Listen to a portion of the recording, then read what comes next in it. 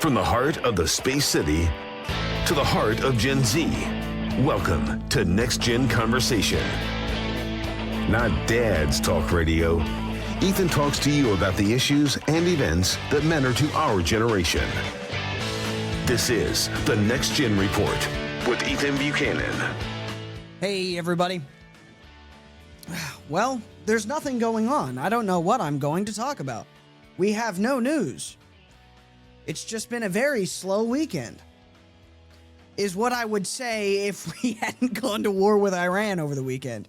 And I might be exaggerating there. Time will tell. I mean, we really don't know.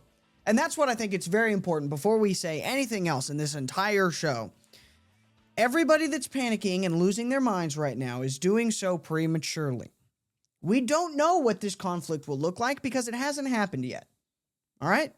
It's unfolding before us in real time. There's no guarantee that this is anything other than what exactly it is in this exact moment. All right? So everybody that's losing their minds, everybody that's saying, oh, it's another forever war, oh, it's another regime change, oh, it's another this, that, and the other. You don't know that. You don't. I'm sure you think you know that. I'm sure you think, oh, I've seen this before in whatever stand. Well, guess what? This isn't whatever stand. This is a different situation. This is a different president. Could it become that? Sure, probably. Maybe. Who knows? Nobody does. So let's just wait and see. Before we jump down the president's throat or whoever's throat about whatever, let's wait and see what actually becomes of the situation that we're in. And we're going to talk about it. We will. Before we talk about it, I want to talk about my sponsor, Deus Volt lapel pins. Again, if you haven't gotten one of these pins, you need to. They just look great. They just look great. They feel great. They're quality pieces. Even the texture on these things is nice. But I want to particularly single out the America 250th anniversary pin. These things look awesome, okay? And of course, they're commemorating a massive milestone that most countries don't get to see, which is 250 years of greatness. You should check these pins out. They're fantastic. And for the first time ever, I actually have a promo code for you. Isn't that nice? Again, you can see if you're watching right now, you can see the price tag. These are only $6 a pop for these pins. That's already a great deal for such a high quality pin. And you can get it even cheaper if you use promo code NEXTPIN2026. That specifically tells them, hey, we're here to support the Next Gen Report. Ethan Buchanan sent me to buy from you, so that helps me out. And also, it gives you 10% off. So, hey, go in there, buy one of these 250 anniversary pins. Grab a couple of these Jerusalem cross pins that are down here. I love these. These are my favorite. I wear one of them every day. Grab some of the Texas history pins, or they're out of stock right now, so hit the notify me button, and they'll tell you when they're back in stock and you can order them then. These 250 pins, I believe they have another release of these coming in like a week. So get notified now, come back in a week and buy them.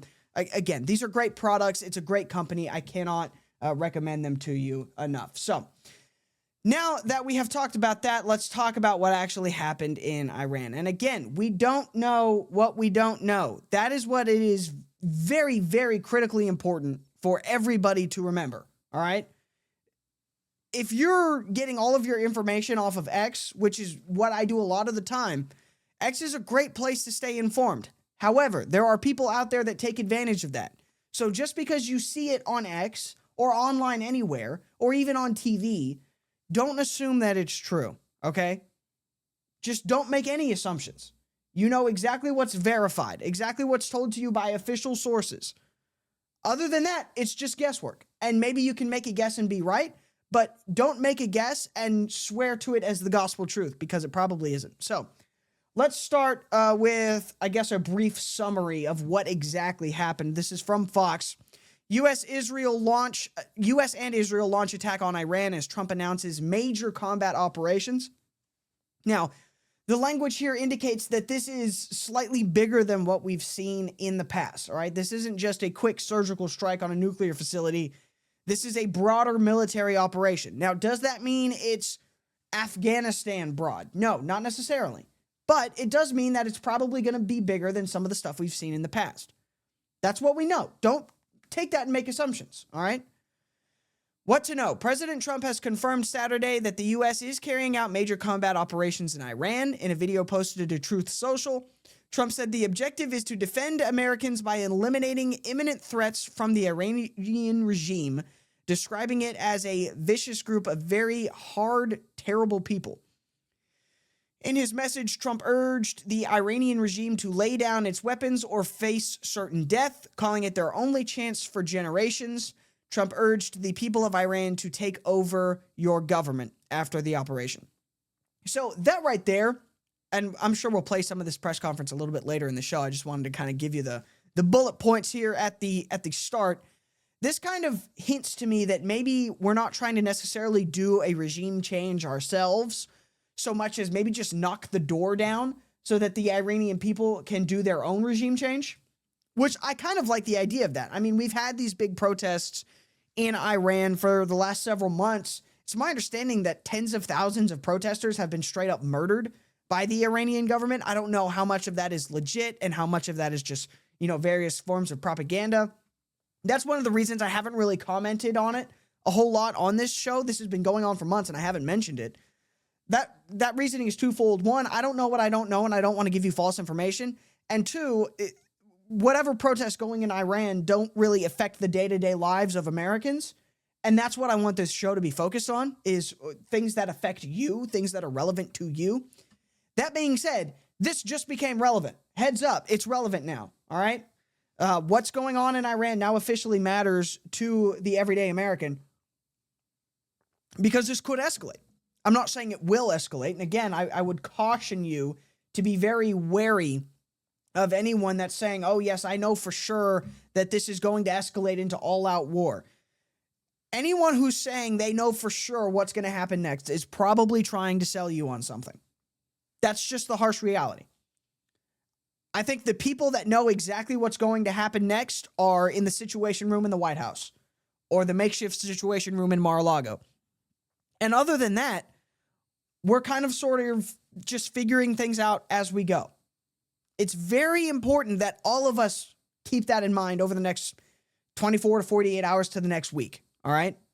We just don't know, and everybody is going to be trying to use this politically. The Democrats are already doing it. We'll talk about that as well coming up. And the Republicans are doing it too, as they should. We live in a world where politics matters. This is going to become a political issue, so that means you can't necessarily trust everything you hear. Take things slowly. We're going to be talking about this all evening. It's a big deal. Stay tuned. We've got a lot more coming up. I'm Ethan Buchanan. This is the Next Gen Report. We'll be back after some quick ads.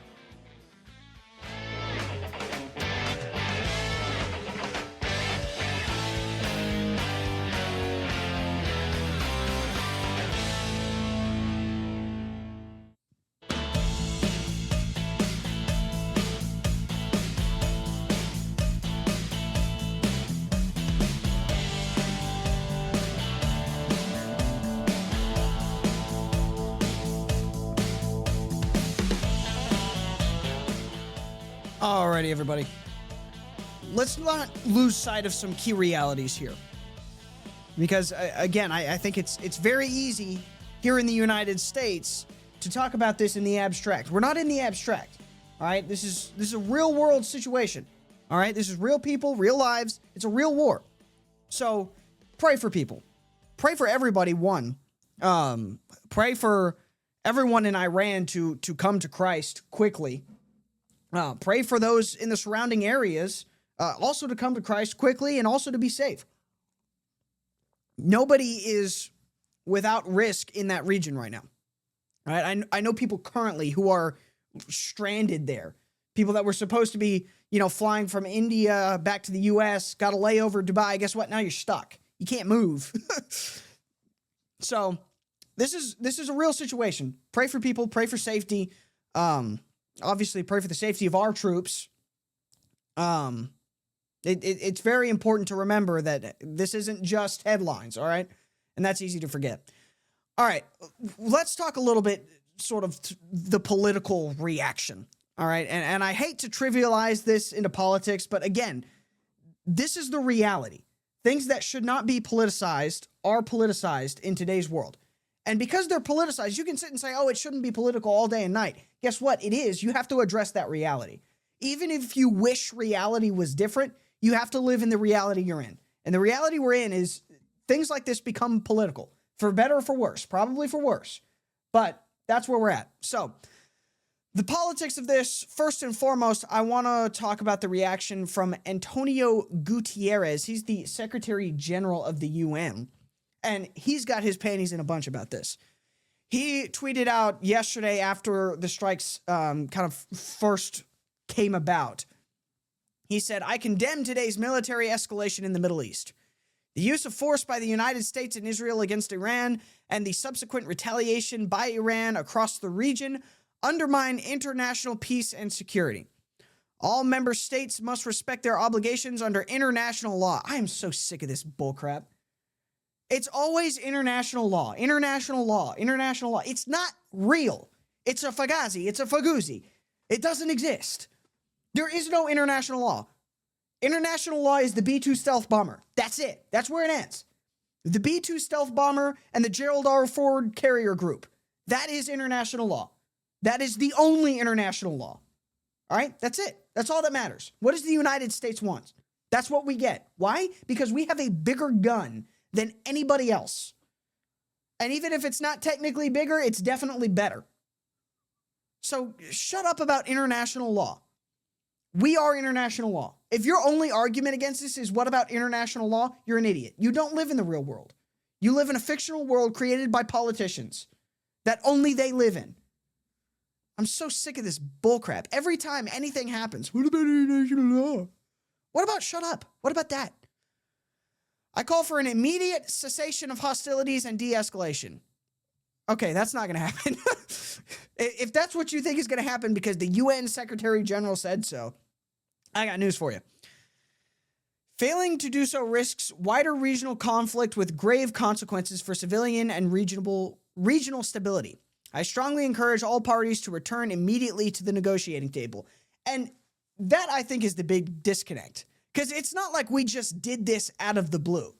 We've been very openly and very publicly trying to negotiate with Iran or whatever for months. And we've been saying 4 months, come to the table, cut a deal, or we're going to bomb the hell out of you. And we have made no bones about that. We've been very clear. We want to negotiate. But we are also very willing to just kill you if you won't negotiate. Iran clearly has not been interested in negotiating. We even gave them a little warning. We blew up their nuclear facilities and said, hey, act right or we will do this again even harder. And they didn't want to act right. They didn't want to come to the table. We gave them months of negotiating, fired a warning shot across the bow, blew up their nuclear facilities and said, that's a warning, better negotiate. And they didn't. So this is what you get. I reiterate that there is no viable alternative to the peaceful settlement of international disputes. Yes, there is. It's called we blow the hell out of you. In full accordance with international law, including the UN Charter. Again, it's not real. The UN Charter only exists because we, the United States, say so. The Charter provides the foundation for the maintenance of international peace and security. Also, the United States military does that. Guess which one is more effective? I condemn today's military escalation in the Middle East. Yeah, nobody cares. Nobody cares what this guy has to say. He's not serious. He's just putting out a message so he can feel important. You as an American shouldn't care about this either. I mean, who cares what this random guy from the UN says? It doesn't matter. Now, what does matter to Americans is what American politicians are saying. Because again, we are the be-all, end-all. What America says is what happens on the world stage. All right? Even if we have to kill you to do it. That's the reality. So, what's going on in America and in the American halls of power, that's what matters. And as you might expect, the usual suspects are super pissed off that we attacked Iran. And by the usual suspects, I mean Thomas Massie. And listen, I want to like Thomas Massie. I really do. Because Thomas Massie, like I, is very concerned about the U.S. budget, about our debt. Those are things that matter to me. I want the U.S. to spend less. And Thomas Massie is very good on that issue. But in basically every other issue, he's just a contrarian. And he does not live in the real world. So here's his statement. He just goes, acts of war unauthorized by Congress. The U.S. is attacking Iran, according to the AP. And he's super upset about this. I'm opposed to this war. This is not America first. When Congress reconvenes, I will work with Rep. Ro Khanna to force a congressional vote on war with Iran. Now, I remind you, the president does have the power to launch strikes and attacks. Thomas Massey likes to pretend that that doesn't exist because the Constitution does say that Congress has to declare war.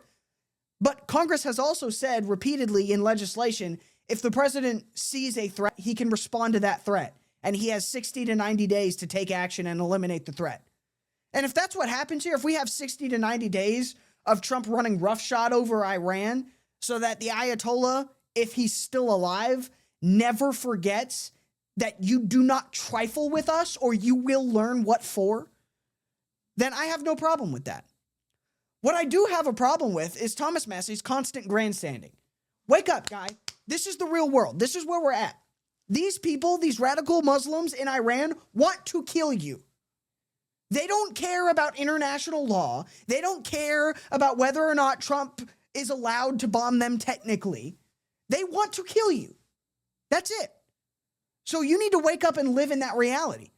And if you want to sit and, opine about, oh, this is what the Constitution says Congress can do versus the president, hey, I'm all for that, but you actually have to do it. I saw someone make this point really well, again on Twitter, in a response to Thomas Massey.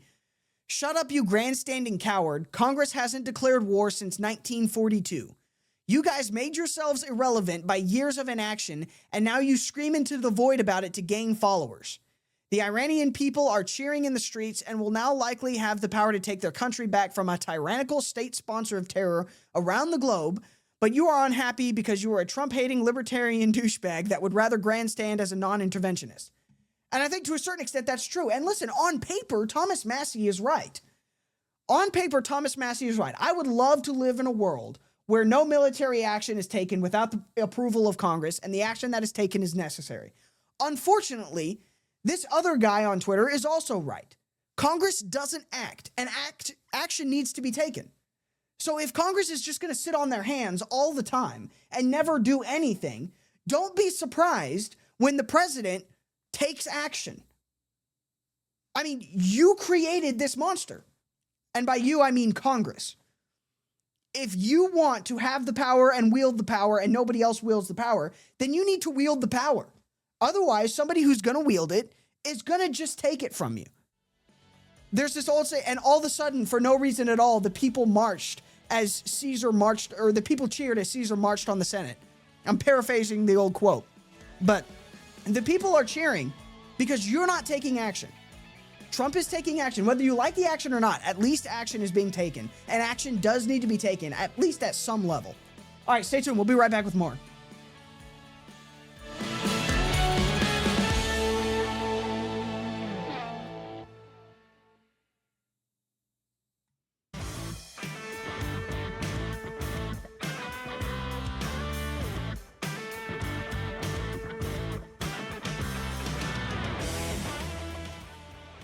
All right, so I can opine about my thoughts about what this is going to mean, who this is going to affect, all day and night. But at the end of the day, I'm just guessing, just like everybody else. But I do know people that have a slightly better guess than I do, some experts in the various fields. I'm joined by Chris Johnson. Chris, thank you for taking some time. You work heavily in energy. And obviously, this is going to affect energy severely. So I guess short of, are we going into World War III? The second biggest concern for everyone in the United States right now is, well, what is this going to do to my gas prices? And that seems like a kind of surface level question, but it's not nothing, right? I mean, obviously this is a war. People's lives are at stake. That's important, but so is gas prices day to day here in the United States. So what do you make of that? Sorry. Of late. Try it one more time. You cut out. I haven't checked the oil prices as of late, but I assume there's going to be some instability in the markets, not just because of Iran, which obviously we don't buy oil from them. Their biggest client for oil and gas exports is China. Our main concern is going to be all of our allies in the region who still produce a significant amount of oil, and that does affect global prices, even if we are a net exporter and are functionally energy independent due to fracking and drilling and the energy dominance agenda. So if we're seeing any attacks on infrastructure in the region, or oil production sites or refineries, even if it's in Iran, it's going to definitely affect prices. So again, acknowledging that the loss of life and our concerns and worries about the troops, that's obviously of primary concern, but there's plenty of folks who are going to belabor that point. So I'm focused on the energy side of this. And we have to think about this in the broader context of the energy environment, where we have produced so much oil and gas and created the infrastructure to produce it ourselves here in the United States over the last 20 years due to the fracking boom. This attack could not happen without that. If we were Mm. still dependent on the Middle East the way we were in the 80s and 90s for oil and gas, we would not have been able to attack Iran because we would be so dependent and they wouldn't be as weakened as they are. The fact that we don't need them is why their economy is in shambles and why they're protests in the streets that they're trying to clamp down on. But it just will not last as long as the economic growth isn't there. And this is also, I feel like, going to end up kind of kneecapping China in a way, right? You kind of mentioned Totally. it there. They export a lot of oil. If you're trying to, basically just set the United States up to be the big dog on the global stage, as much as we all hate to say, because everybody has bad memories from, Iraq and Afghanistan and whatnot. So Totally. saying, oh, this is an oil war. But at the same time, if you want to make sure American interests and American dominance is protected, which is objectively a good thing for all of us, this is a good move. Right. And when we were invading Iraq and Afghanistan and people were talking about oil, then the energy environment was completely different. We were heavily dependent on the Middle East for oil. We were heavily dependent on getting stuff from countries like Kuwait and the UAE and Saudi Arabia. Those folks are now often dependent on us, whether it's for technology, whether it's for imports, whether it's for their petroleum and petrochemical products. They are heavily dependent on us. It is completely in the opposite direction. That's why we're seeing the diplomatic success of stuff like the Abraham Accords, where you're seeing countries who previously would have protesters on the streets, chanting "Death to America." They are now our biggest customers. So Mhm. that is a huge paradigm shift. And so when people are worried about this being, a war for oil, like you were talking about, I don't think that was necessarily true about Iraq and Afghanistan, obviously not Afghanistan. But even if you are concerned about that, it just doesn't make sense in our current energy environment where we are a net exporter of energy. We are producing a ton of it. And like I said earlier, China is the biggest client state for Iran on their oil and gas. They are the main customer for them. And so if all of a sudden that oil and gas is no longer available, China is going to have to come and supplicate to us, asking us for our oil and liquefied natural gas to meet their demands because there's really nowhere else to get it from. And also, Iran not having oil money is not an immaterial thing, right? I mean, Right. the fact It's that they're huge. the number one state sponsor of terror, they sponsor that terror with oil money. So them not Absolutely. having oil money, on the one hand, it's good for us economically, but it's also good for us just practically when it comes to national security.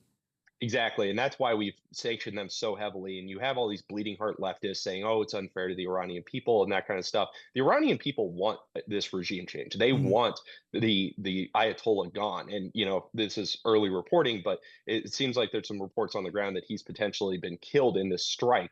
So that is exactly what the Iranian people want. And so these sanctions are doing exactly what they're supposed to do. It's keeping them from being able to build up their military machine. This is why I wrote an op-ed just today about how we need to do what we did to Iran and Venezuela, where we've completely taken away their war machine economy by hammering their oil and gas exports while also building up our own. We can do that to China with all these new nuclear technologies and clean technologies that they're trying to dominate the market in because they're using that manufacturing to fund their war machine as well. So if we're seeing this as a predecessor to potentially stuff that could happen in Taiwan, which obviously we're watching closely as well for the energy implications there. There's a huge opportunity to crowd out China the way that we've completely hammered the ability of Iran and Venezuela to fund terror, to fund cartels, to fund these proxy groups, especially Iran. I mean, if you're Iran right now, you are looking at October 7th, 2023 as the biggest categorical mistake that your Mhm. proxies have ever made because you would not have this happen had October 7th not happened.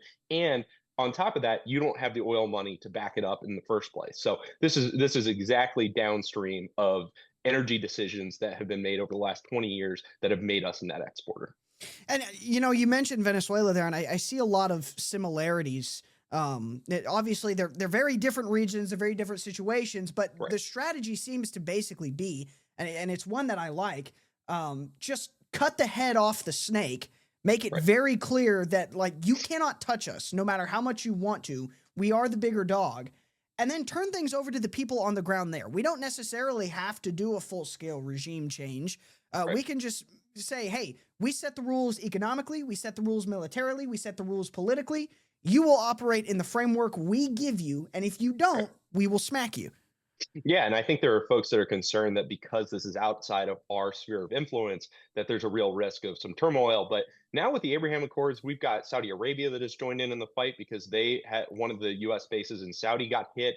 We have tons of support in the region to create stability in a way that we did not in 2003 when we went into Iraq. The kinds of instability that were created, the power vacuums that led to the creation of Al Qaeda and ISIS, that is not an issue here, especially because Iran has a functional state that we can hopefully have the people take over. And we have an open and willing populace that, I mean, the fact that they've been out in the streets despite being killed in the tens of thousands over the last few weeks tells me they are ready to take over in the same way that in Venezuela, people were tired of Maduro. They did not want him to continue to be in charge because they were continuing to be this communist petro state that was purely for graft and grift purposes for the Maduro regime. And so again, it's such a different situation than some of the past interventions that we've had. And so I'm tired of having folks yell neocon or whatever at me because I'm supportive of these actions from the Trump administration,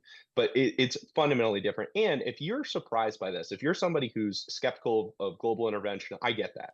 We have a lot of bad examples. But President Trump has been clear that we are going to get peace through strength. We are going to project that strength for American interests. And that means energy interests. That means our geopolitical interests. That means our foreign policy interests. And we need to send clear messages to countries like China and Russia that this is America's world. It is still a unipolar world, for better or worse, and they need to play by our rules or get smacked. And so that you made a great point of cutting off the head and the snake dies. And so hopefully that's what we see happen in Iran, especially with our partners in the region. Yeah, I've seen a lot of that back and forth that you mentioned about people who just, everything is, Iraq 2.0. Everything is another regime change. And I'm a millennial. I get it. It's PTSD for us. Yeah. And, I think to that point, under normal circumstances, I would even myself be a lot more skeptic, but to a certain extent, I feel like at this point, President Trump has earned a little bit of trust. He's proven he's good at this. So I don't think we need to necessarily panic. Let's wait and see whether or not this is a good thing. In these last 30 seconds, give me your thoughts on that. Yeah, I mean, we can count the number of wars that President Trump has started in his first or second term as zero. And so we know that that is not his intention here. He does not want to start a war. He wants to hammer them hard once, send a message, change the control of the country, and make sure that folks in the region know that America is still in charge. And we're not going to escalate any further unless we absolutely have to. He's going to show restraint the way that he has the last 10 years that he's been in public life. Yeah, I hope you're right. I think you're right. Again, I think the president has earned a little bit of trust from the American people, and then we don't know what we don't know. Everybody's saying this is unjustified. You don't know that. You don't have the info that President Trump has. So anyway, Chris, thank you very much for taking a few minutes to join me. I really appreciate it. Thanks, man. Have a good weekend. All right, you too. Hey, we will be right back. We've got more to talk about here on the Next Gen Report. Give me about 5 minutes so we can run some ads, so we can make some money for the sponsors, and then we'll be back with more reaction to everything going on right now in the Middle East. I'm Ethan Buchanan. We'll be back in 5-ish minutes, maybe more.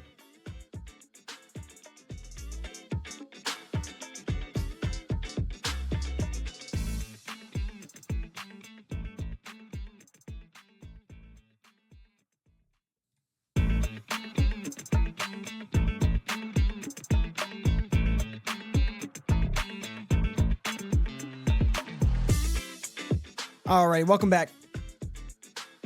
I want to remind everyone, we had, for 4 years, wide open borders. No vetting, tens of millions of people coming into the country. The chance that there are no Iranian-backed, Iranian-connected terrorists in this country right now is basically zero. It's almost a guarantee that somewhere out there is an Iranian-backed group or Iranian-backed person plotting something right now. Now, thankfully, so far, it doesn't seem like any of those risks have materialized into anything real. I think the Trump administration, the Department of Homeland Security, deserves a lot of credit for that. But I want to just issue this warning to everyone. And I'm not saying this to scare you. I'm not trying to freak you out. I don't want you to live in fear. Go live your life. But at the same time, be careful. Keep your eyes open. Pay attention to the things you see happening and going on around you. Don't sit here and assume that because we're in the United States and this war is in the Middle East, that you're untouchable. You're not. All right? And now, I'm not saying constantly cower. I'm not saying lock yourself up in your room and never leave the house. But when you leave the house, keep your head on a swivel. Pay attention to things going on around you. If you have a firearm and are able to carry it, do so. Do so responsibly. Be aware. All right? Now, let's talk a little bit about the politics of all of this. As you might have guessed, and as we've already kind of touched on a little bit this evening, the Democrats are, of course, super upset about all of this. They are not having a good time. Now, I want to just make the case to you that none of the outrage you're seeing is sincere. All right? Now, you probably already know this. You're not stupid. But the Democrats are going to be fussing about this. They're going to be fussing at it for a while. They've already begun. It's not sincere. They don't actually care. They just want to attack Donald Trump, and so they're attacking him on this. And I'll prove it to you. Here is Chuck Schumer, Senate Minority Leader Chuck Schumer, just a few months ago. This is June 2nd is when this video was posted, accusing Trump of being soft on Iran. Trump is caving to the Iranian regime. Take a listen to this. When it comes to negotiating with the terrorist government of Iran, Trump's all over the lot. One day he sounds tough, the next day he's backing off. And now, all of a sudden, we find out that Witkoff and Rubio are negotiating a secret side deal with Iran. What kind of bull is this? They're going to sound tough in public and then have a side deal that lets Iran get away with everything? That's outrageous. We need to make that side deal public. Any side deal should be before Congress and, most importantly, the American people. If Taco Trump is already folding, the American public should know about it. All right, so there it is. That's hard evidence that, one, this wasn't just Trump randomly attacking. Like I said at the beginning of the show, this was probably the last resort. I mean, there's even Chuck Schumer himself saying, we've been trying to negotiate. We've been trying to cut a deal. The Iranian people, or the Iranian regime more accurately, did not want to cut a deal. And so we're just going to bomb the hell out of them. So when you hear the Democrats fussing, oh, how dare Trump do this? And I guarantee you, Chuck Schumer's going to have another video or another statement here pretty soon about how terrible it is that Donald Trump did this. Oh, how terrible it is that Donald Trump attacked Iran without congressional approval. Well, what do you want, dude? What do you want? Because we tried to cut a deal and you fuss about that. I don't know what to tell you. We've, of course, Trump did a speech yesterday when the attacks first happened, and we've had the Democrats also fussing about that. Take a listen to what Donald Trump says here, and then I'll show you. I won't play it to you because it's a statement on X, but I'll show you Ruben Gallego. He's a Democrat congressman. His reaction to this is crazy. Seeks to kill. The lives of courageous American heroes may be lost, and we may have casualties. That often happens in war. But we're doing this not for now. We're doing this for the future, and it is a noble mission. We pray for every service member as they selflessly risk their lives to ensure that Americans and our children will never be threatened by a nuclear-armed Iran. So essentially what he's saying is an objective reality.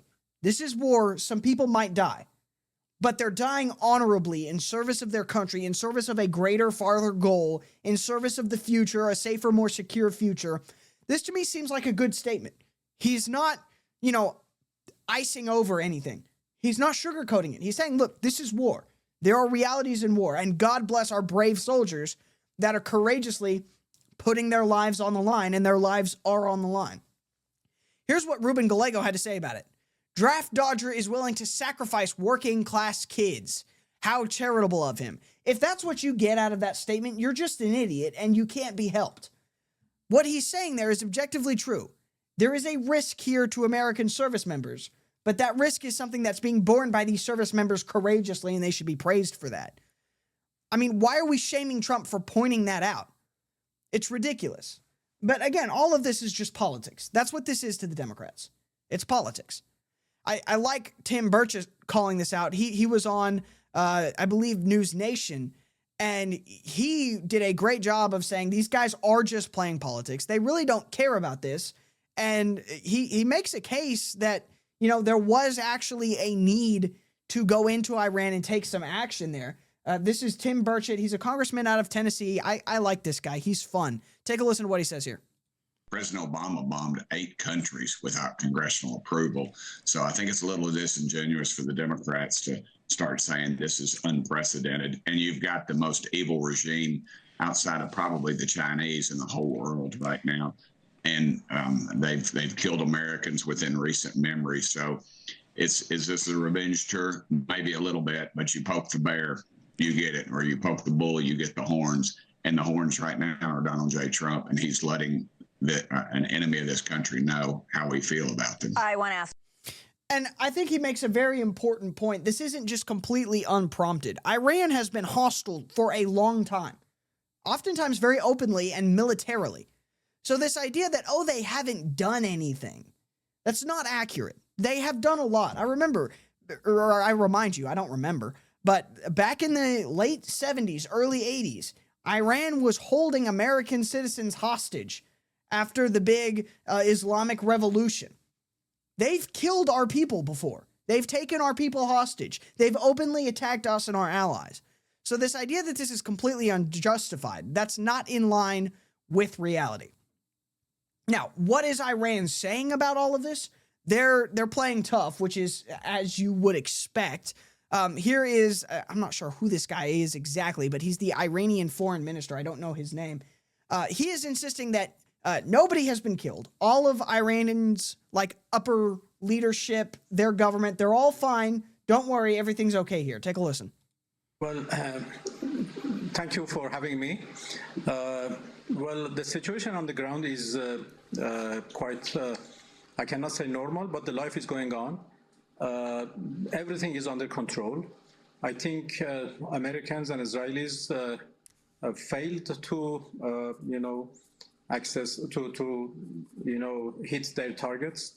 And now everything is under control. And we almost in less than 2 hours, we were able to start retaliation by attacking, American bases and some targets in Israel. And so that's a bad idea. I just want to butt in and say that. That's not smart. Our missiles. Almost all officials are safe and sound and alive. We may have lost 1 or 2 commanders, but that is not a big problem. We are actually managing it. We are handling the situation. We are managing it. We are handling the situation. As I understand it, the official position of the Iranian government right now is that Ayatollah Khamenei is still alive. I don't know if that's true. I'm not sure. We'll know for a while whether or not that's true, but that's what they're saying. All right, listen. Once again, I want to remind you, don't jump to any conclusions. Don't freak out. Be vigilant and be supportive of your nation. All right, whether or not you think we should be here, this is a situation we're in. You got to pick a side. You can't fence sit. It's also them now. All right, I'm Ethan Buchanan. This has been the Next Gen Report. Thanks for listening.